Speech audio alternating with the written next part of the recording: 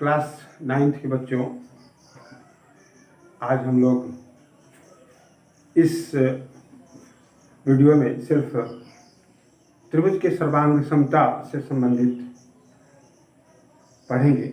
सर्वांग सम, यहाँ पे एक शब्द आ रहा है सर्वांग सम। सर्वांग सम वैसे आकृति को कहते हैं जो दोनों में से दो आकृति की सर्वांग समता का मतलब क्या हो गया कि किसी एक आकृति को उठाकर अगर उसके ऊपर रख दे तो वो पूर्ण रूप से अगर एक दूसरे को ढक लेता है तो वैसे आकृति को हम लोग सर्वांग सम कहते हैं। यहाँ पे हम लोग त्रिभुज की सर्वांग समता से संबंधित कुछ प्रमेय को प्रमाणित करेंगे। माप कर नहीं देखना है कि दोनों आकृति सर्वांग सम है कि नहीं, यहाँ पे प्रमाणित करेंगे। कुछ प्रमेय रहेगा, कुछ भाग दिया रहेगा तो वो दोनों सर्वांग सम होंगे कि नहीं, इसके लिए हम लोगों को एक अवगृहित है। उस अवगृहित का नाम है एस साइड एंगल साइड, भुजा कोण भुजा अभिगृहित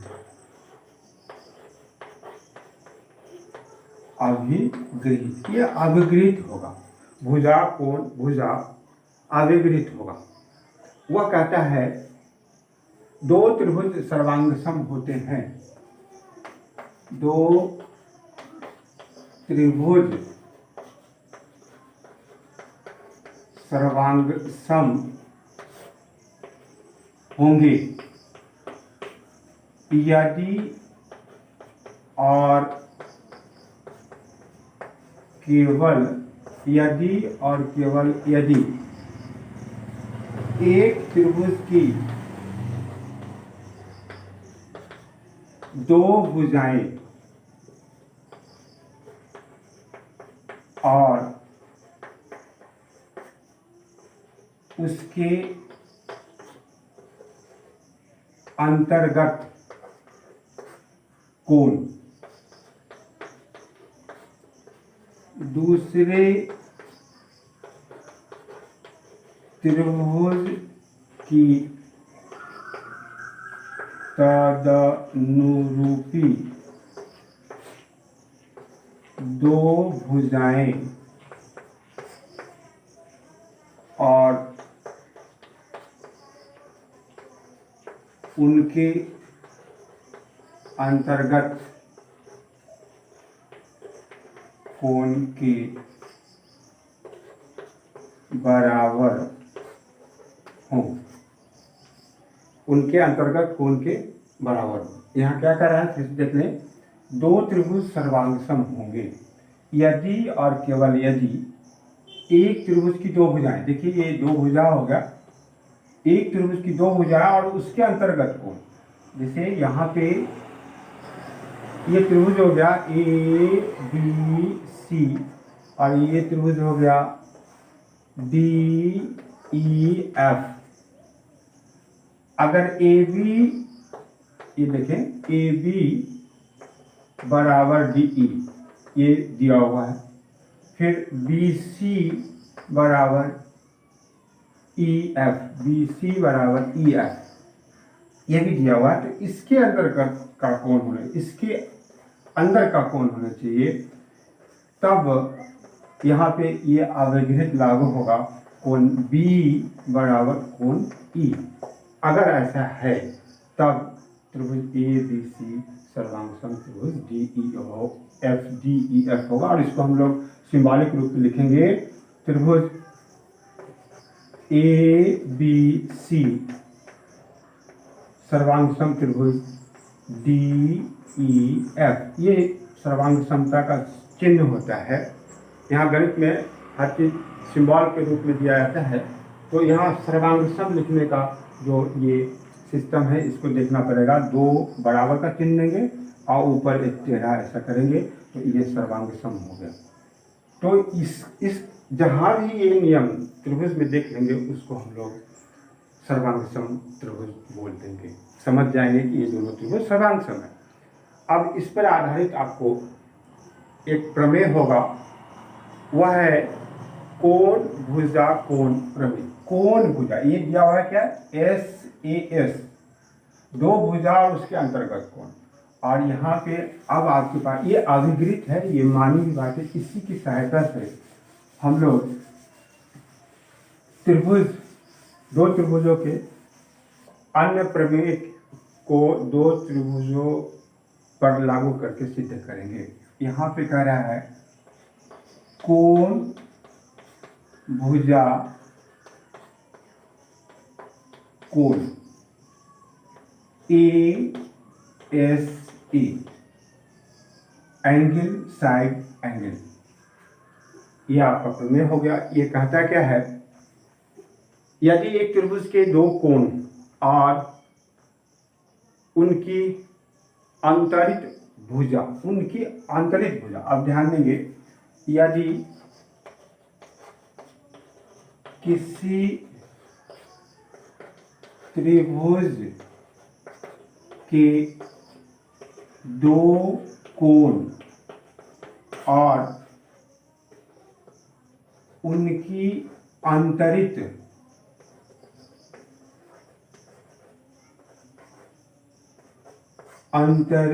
भुजा और उनकी अंतरित भुजा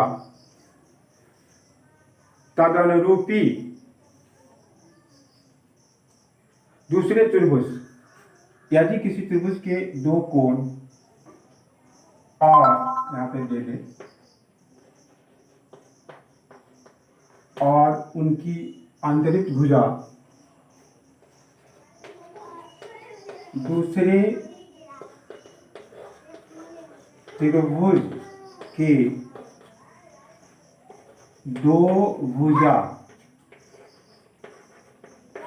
और उनकी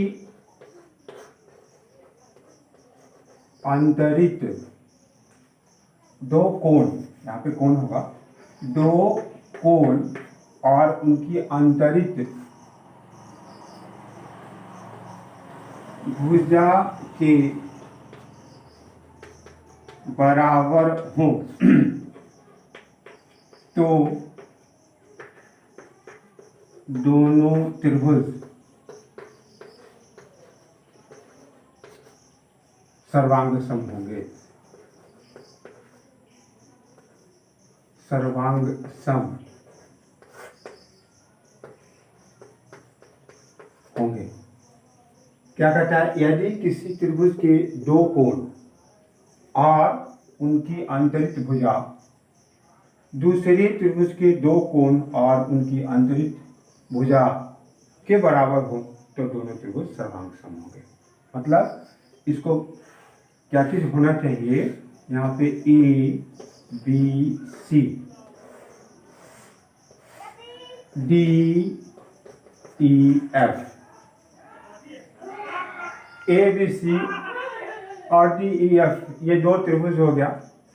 इसमें क्या कर रहा है, दो कोण, मान लें कोण B कोण C के E के बराबर है और कोण C कोण F के बराबर है और उसके आंतरिक भुजा, और आंतरिक भुजा क्या हो गया, BC और EF, ये आंतरिक भुजा हो गया। तो यहाँ कोण B बराबर कोण E, BC बराबर EF और कोण C बराबर कोण F। अगर ऐसा दिया हुआ है तब जाके दोनों त्रिभुज क्या हो जाएगा, सर्वांग सम होगा। यह आपको सिद्ध करके बताना। तो यहाँ पे हम लोग इसको कैसे प्रमाणित कर, नियम अभिगृत क्या कह रहा है, अभिगृत आपका कह रहा है कि दो भुजा और उसके अंतर्गत कोण दूसरे त्रिभुज के तदनुरूपी दो भुजा और उसके अंतर्गत कोण के बराबर हो तो दोनों त्रिभुज सर्वांग सम होते हैं। तो यहाँ हम लोगों को क्या चीज बताना पड़ेगा कि AB DE के बराबर है। AB अगर DE के बराबर प्रूफ कर देते हैं, AB तो फिर क्या हो जाएगा, AB बराबर DE, कोण B बराबर कोण E दिया हुआ और BC बराबर EF आपको दिया हुआ है। BC बराबर दिया हुआ है तो क्या हो जाएगा, यहाँ पे एस अविगृहित आपका लागू हो जाएगा। जैसे यहाँ पे हम लोग प्रूफ सिद्ध कर देंगे। दिया हुआ क्या करें, यहाँ देख लें, कोण बी बराबर कोण ई, बी सी ये भुजा, यह भुजा इस भुजा के बराबर दिया हुआ है, और कोण सी बराबर कोण एफ दिया हुआ है। और अविगृहित क्या कहता है कि ए बी बराबर इसके डी ई के बराबर होना चाहिए, कोण बी कोण ई के बराबर होना चाहिए, बी सी ई एफ के बराबर होना चाहिए। तो ये जो अविगृहित है इसको इसमें हम लोगों को प्रमाणित करना पड़ेगा। तो ये कैसे होगा तो देखें।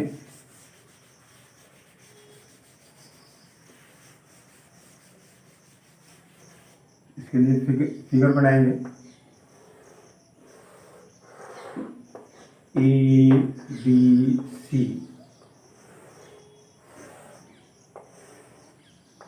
डी ई एफ दिया हुआ है कि त्रिभुज ए बी सी और त्रिभुज डी ई एफ में कोण बी बराबर कोण ई, बी सी बराबर ई एफ और कोण सी बराबर कोण एफ सिद्ध करना है कि त्रिभुज ए बी सी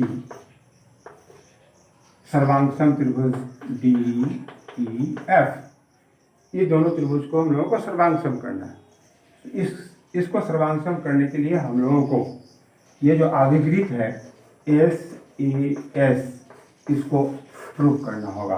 कोई दो भुजा और उसके अंतर्गत कोण दूसरे त्रिभुज के दो भुजा और उसके अंतर्गत कोण के बराबर सिद्ध करना पड़ेगा, तब जाके ये दोनों त्रिभुज सर्वांगसम हो। यहाँ क्या चीज दिया हुआ है, दो कोण और उसके अंतरिक्त भुजा, तो हाँ दो कोण बी ई के बराबर है, बी सी ई एफ के बराबर है, सी कोण सी एफ के बराबर है।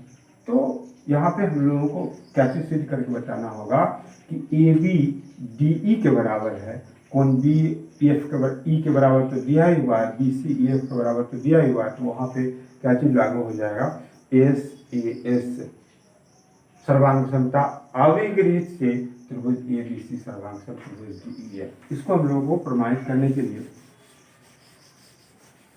प्रमाण ध्यान देंगे। ये क्या कहता है कि त्रिभुज ए बी सी की ए बी भुजा, गौर से देखिए समझें, ए बी भुजा, यह भुजा त्रिभुज डी ई एफ की डी ई भुजा के, अब तुलना करेंगे, या तो बराबर या छोटा या बड़ा होगा। ये तीन कंडीशन है। तो ये संभावना है, तीन संभावनाएं, या तो ए बी डी ई के बराबर होगा, नहीं तो ए बी डी ई से छोटा होगा, नहीं तो ए बी डी ई से बड़ा होगा। अब इसमें से पहला कंडीशन स्थिति, कंडीशन फर्स्ट में क्या हम लोग मान लें कि ये क्या कर रहा है, बराबर, यदि ए बी बराबर डी ई, यदि ए बी बराबर डी ई, ये भुजा इस भुजा के बराबर मान ले, तो वहां पे क्या हो जाएगा, त्रिभुज ए बी सी और त्रिभुज डी ई एफ में, ध्यान दें, AB बराबर DE, ये माना है, हम लोगों ने माना है। और कोण B बराबर कोण E, ये दिया हुआ है। और BC बराबर EF, यह भी दिया हुआ है। तो यहाँ पे कौन सा नियम लागू हो गया? भुजा कोण भुजा, तो ये हो गया SAS।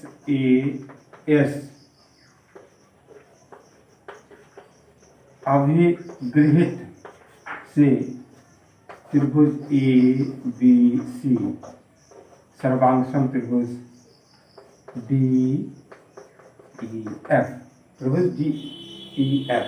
ये तो कब हुआ? जब AB बराबर DE, यह हो गया जब AB बराबर DE। अब दूसरा कंडीशन, स्थिति 2, ये फर्स्ट कंडीशन हो गया। और दूसरा कंडीशन स्थिति 2, कंडीशन सेकंड के लिए हम लोग क्या मान लें? यानी कि माना AB छोटा है DE से।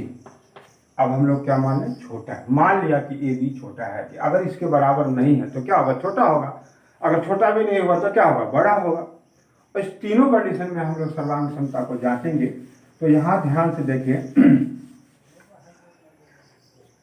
यदि ये तो है AB छोटा है DE से, AB छोटा है DE से, तब हम क्या करें कि DE भुजा पर एक बिंदु P इस प्रकार लेंगे कि AB बराबर DE, AB बराबर PE। तो इस बात को लिखेंगे, चूंकि AB छोटा है DE से, इसलिए DE भुजा पर P बिंदु इस प्रकार लिया कि AB बराबर PE, और देखिए हम क्या किए हैं? PE को मिला, PF को मिला है, PF को मिलाया, PF को मिलाया। यहाँ पे क्या हम लोग क्या किए? PF को मिला देंगे। अब त्रिभुज ABC और त्रिभुज PEF में विचार करेंगे क्या क्या हमारे पास है। कंप्लीट तुलना करेंगे त्रिभुज ABC और त्रिभुज PEF में। AB बराबर PE, ये हम लोग अपने से बनाए हैं, ये माना या बनावट से माना। कोण D बराबर कोण E, ये कहाँ से आ गया है? दिया हुआ है, दिया हुआ है। BC बराबर EF, यह भी कहाँ से आ गया? दिया हुआ है, यह भी आपको दिया हुआ है। तो कौन सा नियम लग रहा है? SAS, भुजा कोण भुजा, इसलिए SAS अभिगृहित से त्रिभुज, कौन सा त्रिभुज हो गया? PQC, और क्या है? त्रिभुज ABC सर्वांगसम त्रिभुज PEF, त्रिभुज ABC सर्वांगसम त्रिभुज PEF। जब वह सर्वांगसम हो जाएगा तो कोण ACB, कोण ACB बराबर कोण PFE, ये कहाँ से आ जाएगा? CPCT से corresponding parts of congruent triangle, संगत पार्ट्स जो होगा, संगत भाग जो होगा त्रिभुज का, वो आपस में बराबर हो गया। तो कौन सी किसके बराबर हो गया? इस कोण के बराबर हो गया यहां। लेकिन इसको हम लोग समीकरण 1 मान लें, लेकिन कोण ACB बराबर कोण DFE ये दिया हुआ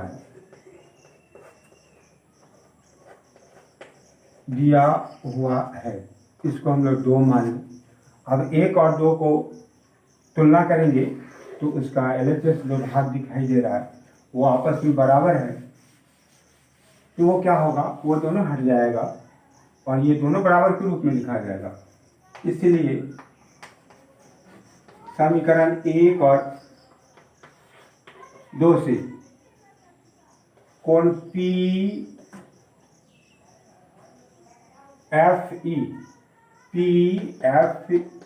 बराबर कोण DFE। अब ये जो कंडीशन है इसको देखिए, गौर से देखेंगे।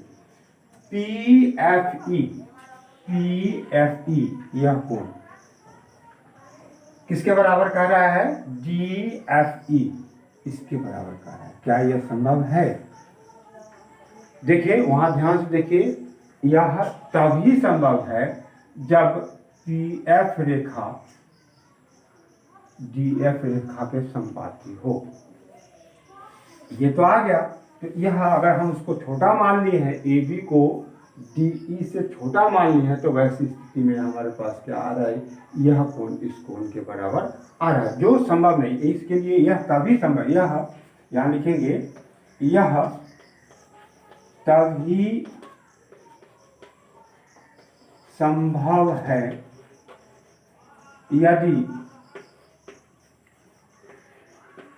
यदि FP संपाती FD हो, अर्थात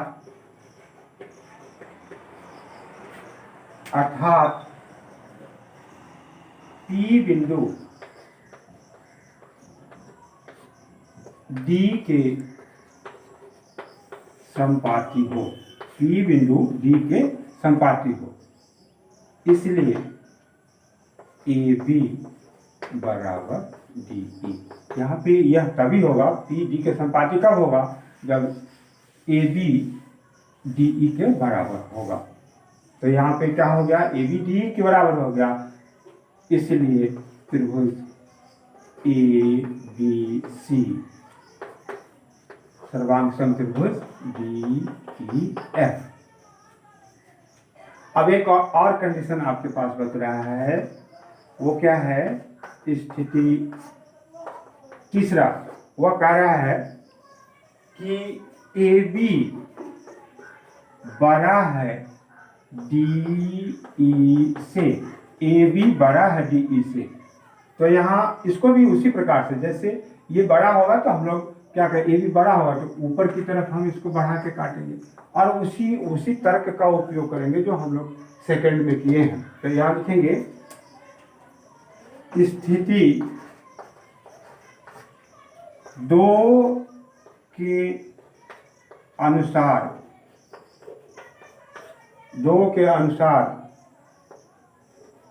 प्रमाणित कर तर्क के, स्थिति 2 के तर्क के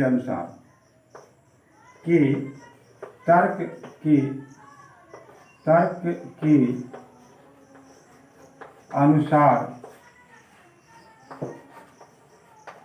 प्रमाणित कर सकते हैं कि त्रिभुज ABC सर्वांग समत्रिभुज DEF। ये था आपका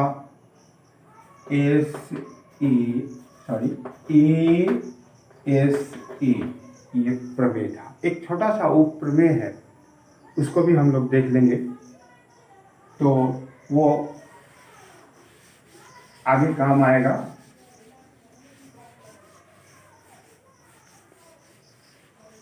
वह है एस, ये उप प्रमेय हो गया, उप प्रमेय। एंगल साइड, तो यह कहता है यदि एक त्रिभुज के दो कोण और एक भुजा, तो इसको लिखेंगे यदि किसी त्रिभुज के दो कोण और एक भुजा जो उन, ब्रैकेट में देंगे, जो उन कोणों के अंतर्गत न हो। इसको ब्रैकेट में क्या,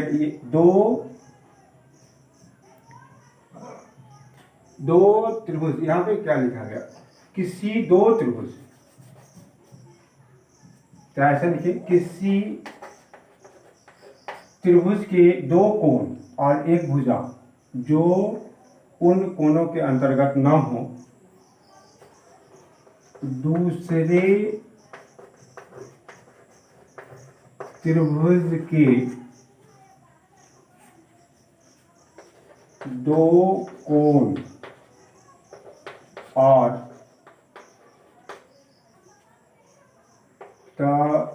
तदनुरूपी भुजा के बराबर हो, तो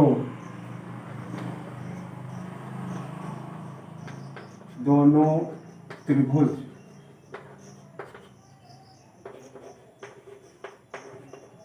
सर्वांग सम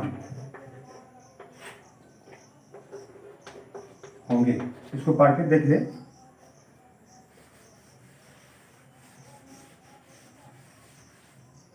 किसी त्रिभुज के दो कोण और एक भुजा, ब्रैकेट में लिखा हुआ, जो उन कोणों के अंतर्गत न हो। इस भुजा के बारे में कह रहा है, वो अंतर्गत न हो। अंतर्गत का तो हम लोग अभी पढ़ चुके हैं, ए। ये क्या कर रहा है कि दो कोण और उसके अंदर की भुजा, और यहां कह रहा है कि इसके बाहर की, अंतर्गत ना हो, उसके बाहर हो, दूसरे त्रिभुज के दो कोण और तदनुरूपी भुजा के बराबर हो, तो दोनों त्रिभुज सर्वांग सम होते हैं। इसके लिए हम लोग चित्र बनाएंगे।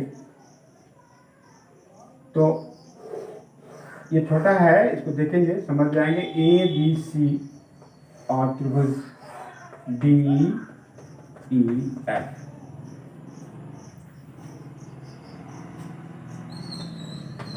इसको हटाओ।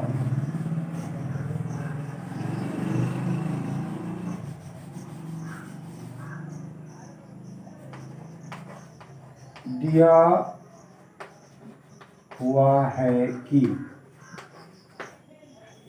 त्रिभुज ए बी सी और त्रिभुज डी ई एफ में दो कोण, तो हम लोग ए को डी के बराबर मान लें, बी को ई के बराबर मान लें, और बी सी भुजा को, ये इसके अंतर्गत नहीं आएगा। तो त्रिभुज ए बी सी और त्रिभुज डी ई एफ में ए बी बराबर, कोण बराबर करेंगे पहले, कोण ए बराबर कोण डी, कॉमा कोण बी बराबर कोण ई। ये दो कोण हो गया बराबर, और उसके बाहर की भुजा, ये दोनों कोण से बाहर की भुजा, तो वो कोई भी मान सकते हैं। हम लोग यहाँ बी सी, इस भुजा को मानेंगे, इस भुजा के बराबर है, और बी सी बराबर ई एफ, बी सी बराबर ई एफ, ये दोनों कोण से बाहर की भुजा होगी। तब हम लोगों को प्रमाणित करना है, सिद्ध करना है कि त्रिभुज ए बी सी सर्वांग सम त्रिभुज डी ई एफ। तो फिर कैसे होगा, इसमें हम लोग अभी तक हम लोग पढ़ के आए हैं, एक पढ़े हैं एस ए एस, ये अविग्रहित है, और एक पढ़ के आए हैं ए एस ए। अब इस दोनों में से किसी भी नियम को यहाँ पे आपको बताना पड़ेगा, तभी जाके ये दोनों त्रिभुज सर्वांग सम होगा। तो यह जो दिया हुआ है ए डी के बराबर दिया हुआ है, बी ई के बराबर दिया हुआ है, तो अब हम लोग किसी प्रकार से ए बी को डी ई के बराबर प्रूफ कर दें, तब जाके कौन सा नियम लागू हो जाएगा, ए एस ए से ये दोनों त्रिभुज सर्वांग सम होगा। तो इसके लिए देखें, प्रमाणित करने के लिए प्रमाण त्रिभुज ए बी सी में कोण ए जोड़ कोण बी जोड़ कोण सी बराबर 180 डिग्री, इसको समीकरण 1 मान लेंगे। त्रिभुज के गुण से त्रिभुज डी ई एफ में उसी चीज को कोण डी प्लस कोण ई प्लस कोण एफ बराबर 180, ये आपका दूसरा हो जाएगा। ये भी हो जाएगा त्रिभुज के गुण से समीकरण 1 और 2 में 2 से, अब इस दोनों को तुलना करेंगे तो उसका आर एस एस बराबर है, तो वो हट जाएगा, एल एस एस बराबर के रूप में लिखा जाएगा। समीकरण 1 और 2 से कोण ए प्लस कोण बी प्लस कोण सी बराबर कोण बी प्लस कोण ई प्लस कोण एफ, कोण ए प्लस कोण बी प्लस कोण सी बराबर, अब डी को हम चेंज कर सकते हैं, इसलिए डी किसके बराबर दिया हुआ है, ए के बराबर कोण ए, और फिर ई के बारे में देखें तो ई किसके बराबर है, बी के, कोण बी प्लस कोण एफ। यहाँ लिख देंगे, चूंकि कोण ए बराबर कोण डी और कोण बी बराबर कोण ई, कहाँ से आया है, दिया हुआ है, ये दिया हुआ।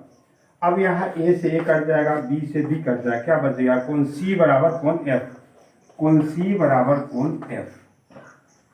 इसको हम लोग इसके बराबर प्रूफ कर दिए।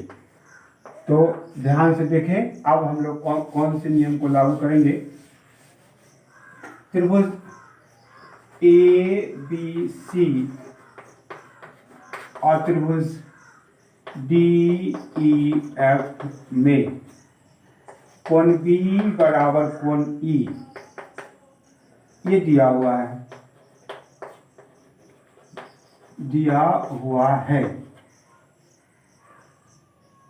बी सी बराबर